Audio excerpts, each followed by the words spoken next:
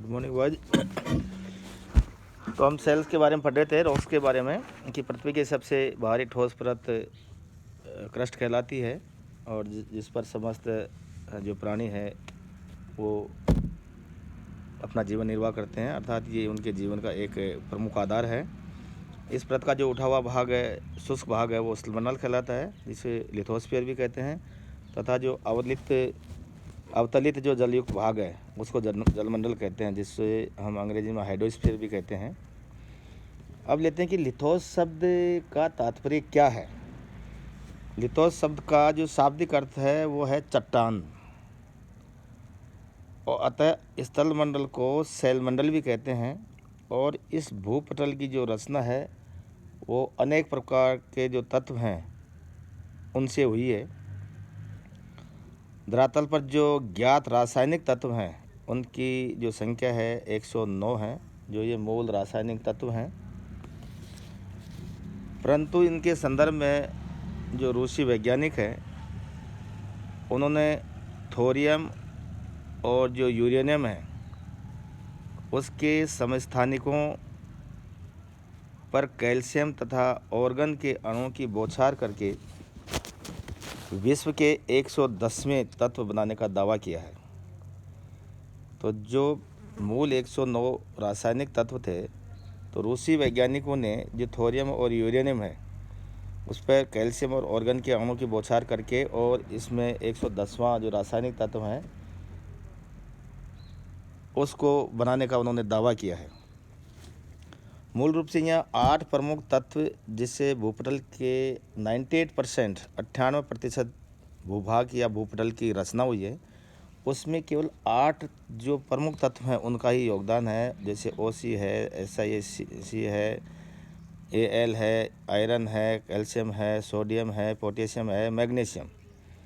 तो ये 8 मूल तत्व हैं और इन मूल तत्वों के कारण ही भूपटल का जो 98% भू रत्न है उसकी रचना, इन 8 मूल तत्वों का योगदान है उसकी रचना में।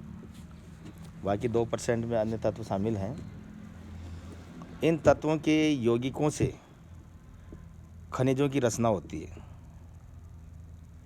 कि जो ये इनके तत्व बताए हैं उनके यौगिकों से खनिजों की रचना होती है। परंतु जैसे सोना, चांदी, गंधक, सीलखड़ी, ये एक ही रासायनिक तत्व से निर्मित हैं और इन्हें प्राकृतिक खनिज कहते हैं।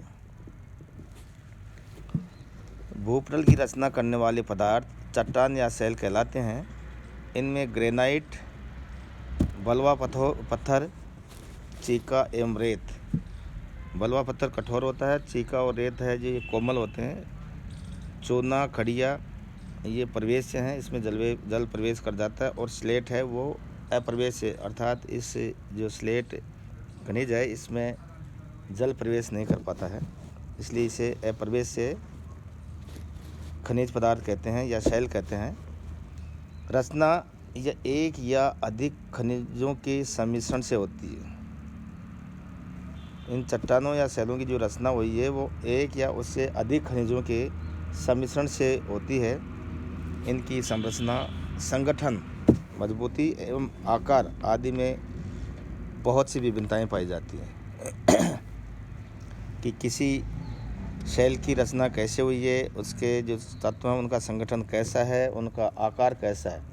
तो संरचना, संगठन और आकार के आधार पर विभिन्न प्रकार की जो है चट्टानें, ये शैलें पाई जाती हैं। लोबेक एक विद्वान था, उन्होंने कहा था कि शैल या शैलें अपने वातावरण का प्रतिफल होती है, कि वहाँ का वातावरण किस प्रकार का है तो उस वातावरण का प्रतिफल ही है। वो शैलें अपने वातावरण का प्रतिफल होती हैं, तथा वातावरण के बदलने पर शैलों में भी परिवर्तन होता है। कि अगर इन्वायरमेंट चेंज हो गया तो उन शैलों में भी परिवर्तन होता रहता है। नमस्कार। शैलों की उत्पत्ति 2 रूपों में होती है। 2 ले लें यार। नमस्ते।